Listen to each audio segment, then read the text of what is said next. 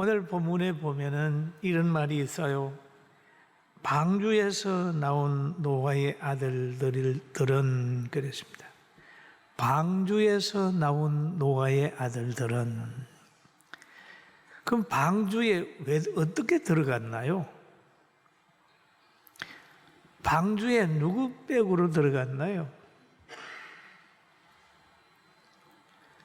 생각해 보면 아버지가 하나님 앞에 의인이라고 받았기 때문에 노아의 아들들 셈과 함과 야벳이 방주에 들어간 거예요. 부모의 믿음의 실력이었어요. 여러분, 가장 귀한 부모님은 뭡니까? 예수 잘 믿는 부모님이 참 귀합니다. 아이들이 판단할 정도가 안 됐는데도 태어나서 예수 믿었다, 유아세례 받았다, 세상에 때묻기 전에 하나님의 복음을 접했다. 얼마나 귀한지 모릅니다. 참 귀한 거예요. 그러면 오늘의 저는 가만 생각해 보니까 예수님 만나서 오늘 이 시간이 있었다. 제 친구들을 보고 다 살펴봐도 예수님 못 만난 친구들 많아요. 내가 보니 많은 사람들이 떠나버렸어요. 그 삶의 언저리에 나타나는 것도 별로 없어요. 여러분, 노아의 아들들이 노아의 믿음을 본받고 순종하고 살은 것처럼 우리는 예수님을 따라서 살아가지고 영원한 천국까지 승리하는 우리 모두가 되기를 주님의 이름으로 축원합니다. 그리고 우리나라는 가만히 보면 훌륭한 지도자들이 있었습니다. 자유대한민국을 건국한 이승만 장로님, 그 믿음이 대단히 중요했어요. 북한과는 달리 우리에게는 지금 천부적인 인권이 있고 자유가 있고 예배드릴 수 있고 전도할 수 있고 어디 가고 싶은데 갈 수 있잖아요. 일용할 양식을 가지고 살고 세계인들이 부러워하는 대한민국이 됐잖아요. 너무너무 귀하죠. 또 경제를 보릿고개를 이겨야 되겠다는 지도자가 있어서 새마을 운동을 하면서 열심히 땀 흘린 우리 선조들 얼마나 수고했나요? 우리는 그것을 기억해야 되고 또 6.25 때 자유를 지키기 위해서 피 흘린 젊은이들, 군인들, 그리고 유공자들의 수고가 그냥 다 배어들어서 오늘 세계적인 대한민국이 됐습니다. 할렐루야. 참 귀해요. 여러분, 외국에 나가보세요. 과거에는 영어를 해야 되는데 이제는 터키를 가든지 일본을 가든지 다른 나라에 가면 한국말 하는 사람이 너무 많아요. 너무 많아요. 왜 그럴까요? 우리나라에 속하고 싶은 사람이 대단히 많아요. 군사도 우리나라가 어떤 사람이 얘기하는데 6위라고 할 정도로 강국이 됐다. 경제도 10등 안에 들어간다. 이런 좋은 나라에 사는데 여기에 중심에는 하나님이 계세요. 할렐루야. 여기 중심엔 교회가 있다는 거예요. 교회가 있어요. 아무도 부정하지 못합니다. 이 중심에는 교회가 있어서 지금 정부를 세울 때도 교회가 기도했고 또 6.25 때도 교회들이 모여 기도했고 기도해. 앞으로도 교회가 건강하게 성장하게 되면 우리나라는 아무 문제가 없어요. 할렐루야. 문제가 있다 할지라도 홍해 같은 문제가 막혀 있다 할지라도 그것을 가를 수 있는 능력이 하나님께 있다는 것을 기억하면서 소망 가운데 즐거워하는 우리 성도들 되기를 주님의 이름으로 축원합니다. 축원합니다. 그리고 오늘 보면은 그런 말이 있어요. 노아 시대 때는 총체적인 타락이, 그래서 하나님께서 모든 사람을 보시고 한탄했다라는 표현을 합니다. 그런데 한탄할 수밖에 없는 상황이 이르렀는데도 노아만은 의인으로 살았다. 하나님을 의지하며 살았다. 그래서 성경에 보니까 노아는 여호와께 은혜를 입었더라. 그렇죠? 여러분, 우리가 다 여호와께 은혜를 입은 분들입니다. 할렐루야. 은혜를 입었어요. 은혜를 입었어요. 하나님이 우리를 선택해 주셨어요. 그러면서 은혜를 입힌 하나님이 하신 말씀이 있어요. 이것이 노아의 족본이라. 노아는 의인이요라는 표현을 합니다. 아무에게나 은혜 입히는 게 아니고 믿음으로 사는 의인에게 은혜를 입히는 거예요. 당대의 완전한 자라. 그는 하나님과 동행하였으며. 그래. 그 당대의 완전한 자요, 믿음으로 하나님과 동행하는 사람이었다. 그가 세 아들을 낳으니 셈과 함과 야벳이라라고 말하고 있습니다. 그런데 하나님이 은혜를 입히는데 그 은혜는 뭐냐? 홍수 심판이 올 것을 얘기를 하는 거예요. 그 은혜예요. 정보의 은혜를 입혔어요. 그러면서 방주를 설계해 주면서 방주를 지어라. 사역의 은혜를 입힌 거예요. 예? 알고만 있는 건 아니잖아요. 이렇게 해라라고 얘기를 하잖아요. 그러면서 그 설계 중에 보면 몇 규빗 나오잖아요. 그런데 알기 쉽게 우리가 표현을 하면 길이는 135m, 폭은 22.5m, 높이는 13.5m. 조선공학적으로 따져보면 21,000톤 정도의 규모를. 굉장히 크죠. 3층이 3층. 그런데 거기에서 모든 짐승들이 다 거기에 보면은 포유류도 들어가고 조류도 들어가고 파충류도 들어가고 양서류도 들어가고 모든 짐승이 다 거기에 방주로 가는 거예요. 그리고 거룩한 짐승, 깨끗한 짐승은 7상, 그렇지 않은 짐승은 한 상씩 이렇게 집어넣는 거예요. 그러면은 어떤 사람이 계산을 해놓는데 약 한 5만 마리 정도가 될 거다. 왜냐하면 개미하고 코끼리, 공룡 이렇게 따져보는 평균을 내면은 그렇게 한 5만 마리 정도 되는데, 그 방주의 크기를 누가 계산을 했는데 기차의 화물칸으로 520 화물칸이 그 화물이 들어갈 수 있는 방주다. 이렇게 누가 계산을 해놓은 것을 제가 읽어봤습니다. 그래서 여기에 먹을 것을 짐승에 하고 자기들 먹을 거를 막 채웠다. 그러니까 이 8명이 얼마나 수고를 했습니다. 여러분, 방주에 그냥 들어갔다가 며칠 있다가 나온 게 아니라 그 방주에 들어가서 땀 흘리고 일한 것을 생각하면 최선을 다하지 않으면 못하는 거예요. 그런 것처럼 우리가 예수 믿고 구원받는 사역을 하는데 그냥 믿음 생활을 하면서 적당히 그런 것보다도 방주에 들어가서 사역하는 것처럼 노아의 가정의 수고처럼 우리 신령한 가족들도 하나님의 말씀 순종을 위해서 땀 흘리고 최선을 다해야 대한민국도 우리 가정들도 변화시킬 수 있다는 믿음을 가지게 되길 주의 이름으로 축원합니다. 방주에 대해서 그렇게 저는 그냥 생각만 했는데 방주를 연구하다가 보니까 이야, 방주에 들어간 분들 진짜 일 많았다 그런 생각이 들어요. 그리고 방주에서 나온 자녀들 가만히 보면 자녀들을 봅니다.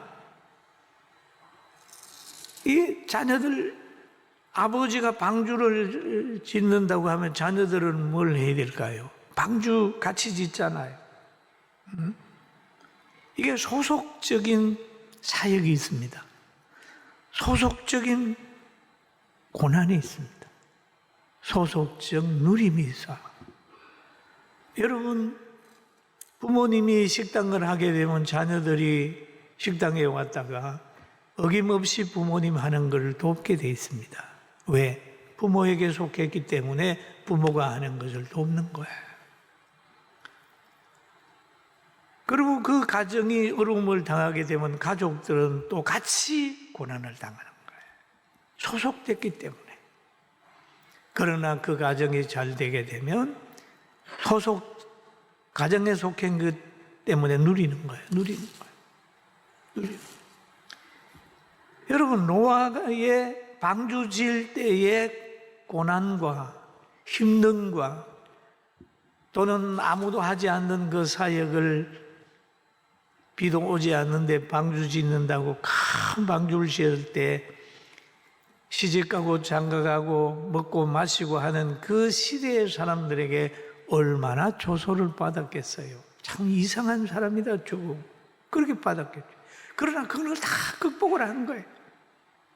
그랬더니 결국 하나님의 말씀대로 돼서 방주에 들어가서 살아남게 되는 그런 것을 체험하게 되죠. 그리고 성경 속에서도 보면은 이제 잘 만난 사람이 있어요. 오늘 노아의 자녀들은 부모를 잘 만났습니다. 노아를 잘 만났어요. 성경에도 보니까 아브람을 잘 만난 이삭, 부모 잘 만나서 이삭이 아주 잘 살았어요. 또 야곱도 부모 잘 만났어요. 야곱의 자녀들도 부모 잘 만났어요. 믿음의 대가 쫙 이어졌습니다. 사무엘도 어머니 한나를 잘 만났습니다. 그러나 사울의 아들 요나단은 참 괜찮은 아들인데 아버지가 하나님의 말씀을 떠남으로 인하여 하나님이 왕의 자리에 버릴 때에 그만 전쟁터에 나가서 자녀도 죽고 아버지도 죽고 폐가하는 가정이 됐습니다. 그리고 가인과 아벨 같은 사람도 보세요. 아담의 가정에서 태어났어요. 그런데 쫓겨난 후에 가인과 아벨을 놓은 겁니다. 그랬더니 가인은 최초의 살인자가 되고 아벨은 최초의 순교자가 됐어요. 여러분, 우리는 믿음으로 살려고 하다가 보면 꼭 뱀의 지혜를 가지고 가서 세상으로 끌고 가는 거예요. 끌려가면 망하는 겁니다, 여러분. 끌려가면 안 돼요. 자꾸 끌고 가요. 그런 걸 제가 가만히 보면서 저건 아닌데 라고 하는 생각도 들 때가 있어요. 여러분, 하나님의 말씀을 따르는 아내가 귀한 사람이고 하나님의 말씀을 따르고 은혜 받는 남편이 귀한 남편이에요. 하나님의 말씀에 순종하는 부모가 아주 귀한 분이에요. 여러분 가정에는 믿음 있는 사람이 그 가정의 호주가 되고 끌고 간다면 하나님이 축복하는 가정이 되는 거예요. 할렐루야. 아멘. 참 중요해요. 믿음 없는 사람이 자꾸 정을 가지고 끌고 다니면은 그 가정은 나중에 무너지게 되어 있습니다.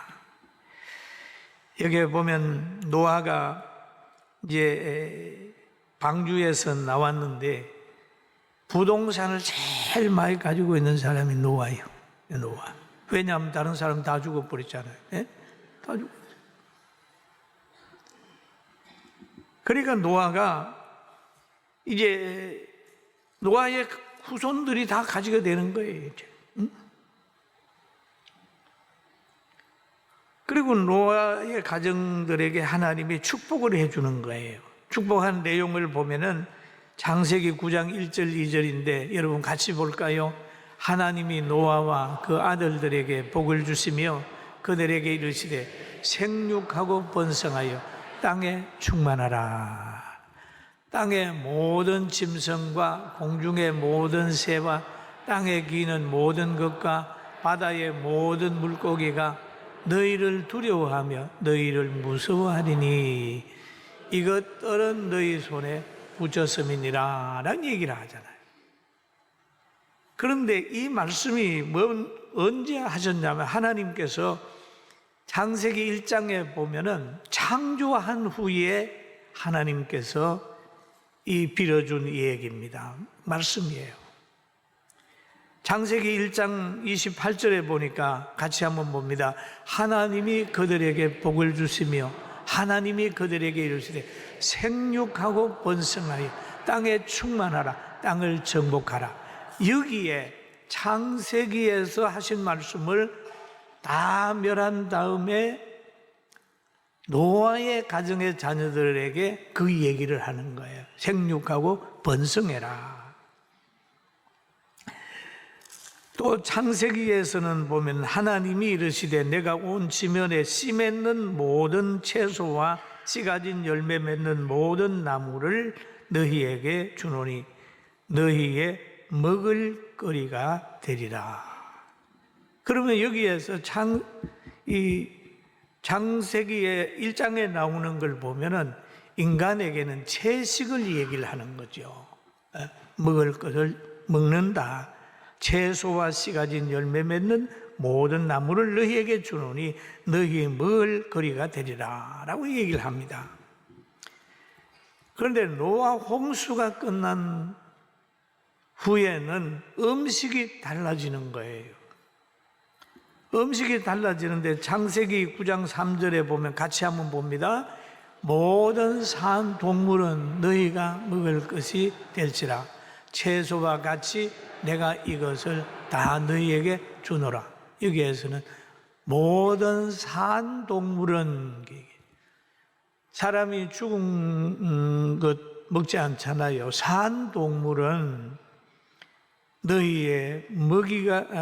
너희가 먹을 것이 되린다. 고기를 먹는 거죠. 그러면 홍수 후에는 음식도 변하고 기후도 변하고 모든 게 다 변하는 거예요. 그 홍수 전에 사람들이 얼마나 오래 살았냐 하면 노아의 아버지 라멕은 777세를 살았어요. 노아의 할아버지 무두셀라는 969세를 살았습니다. 노아는 950세를 살았어요. 여러분 자신이 있습니까? 응? 지금 200세도 못 살잖아요. 지금. 네? 어떻게 이렇게 오래 살았을까? 그래서 연구하는 사람들이 이렇게 얘기를 합니다. 홍수 때 하늘에 있는 물이 쏟아졌다. 땅에 있는 물이 터졌다. 그런데 지구를 둘러싸고 있는 궁창에 저 뒤에 무리층이 있다. 무리층이 있었고 그 다음에 오존층이 있고 그 다음에 궁창이 있고 그 다음에 지구가 있는 거예요. 홍수 전에는 저 태양이 비치게 되면은 다 물을 통과하고 오존층을 이렇게 해가지고 지구에 비치기 때문에 자연도 잘 자라고 공룡이나 이렇게 자라고 사람도 키가 2m 70이 채하고 4m 얼마까지 사람이 자란다. 왜냐하면 그거 고고학자들이 연구한 결과 사람의 그걸 해보니까 엄청 크다. 4m 정도 어른은 자란다. 그런데 지금은 물도 다 없어져 버리고 오존층도 깨져서 저 태양열을 직접 받게 되니까 사람들이 피해도 보고 그렇게 많은 새도 사라지고 있잖아요. 우리 교회는 대한민국 교회가 하나 되는데 기여하고 경기도와 대한민국에 정말 변화를 가져오는 능력을 가지는 교회가 될 줄로 믿습니다. 아멘. 저는 그걸 꿈꾸고 있어요. 그리고 사람을 볼 때마다 하나님이 축복하리라는 기대를 가지고 있습니다.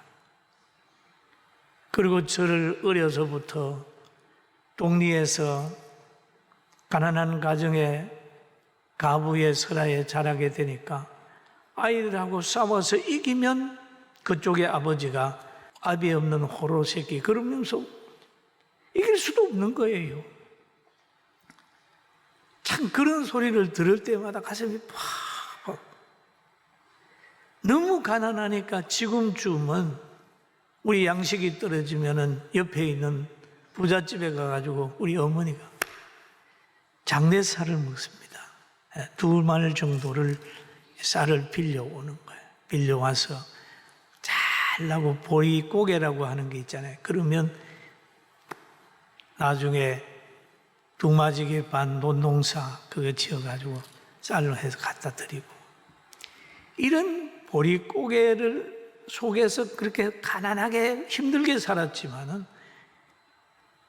그 동리 가운데서 가장 저를 잘되게 했는데 잘되게 한 건 예수님 때문에 잘된 거예요. 할렐루야. 아무것도 없어요.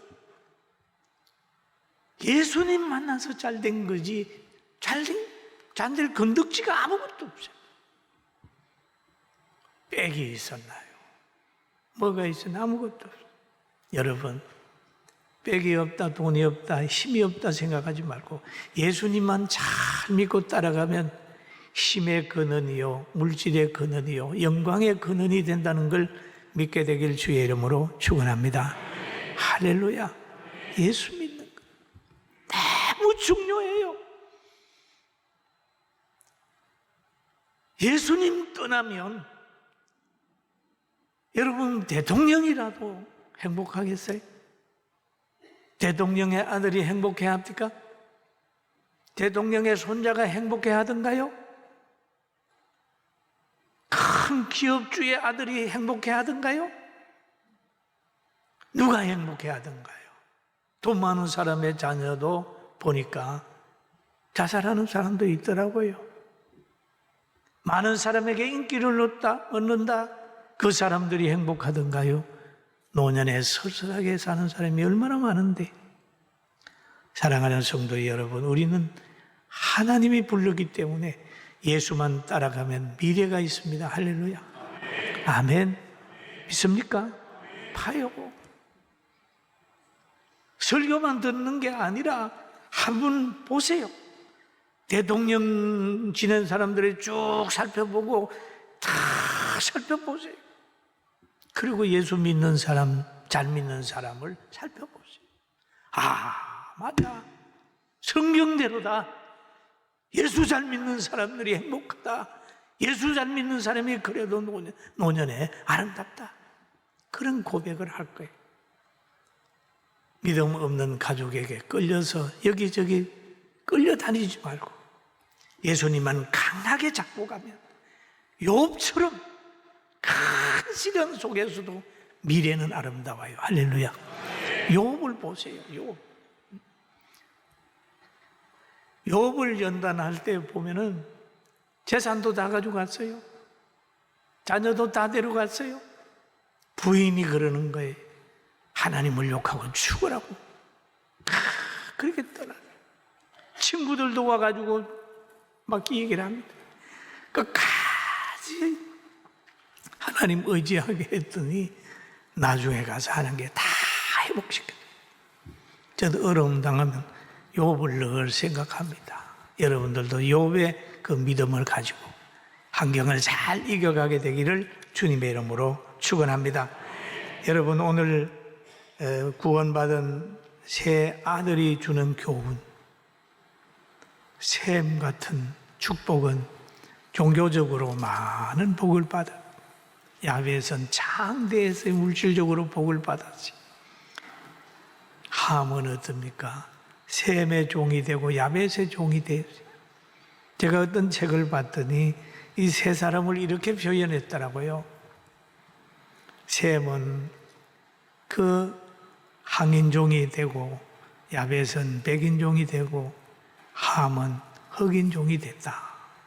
그의 조상이다. 그렇게 얘기를 어떤 학자가 쓰는 걸 제가 읽었습니다. 아무쪼록 여러분 큰 사람 되시고 오늘부터 희망 넘치는 우리 성도들 되기를 주의 이름으로 축원합니다.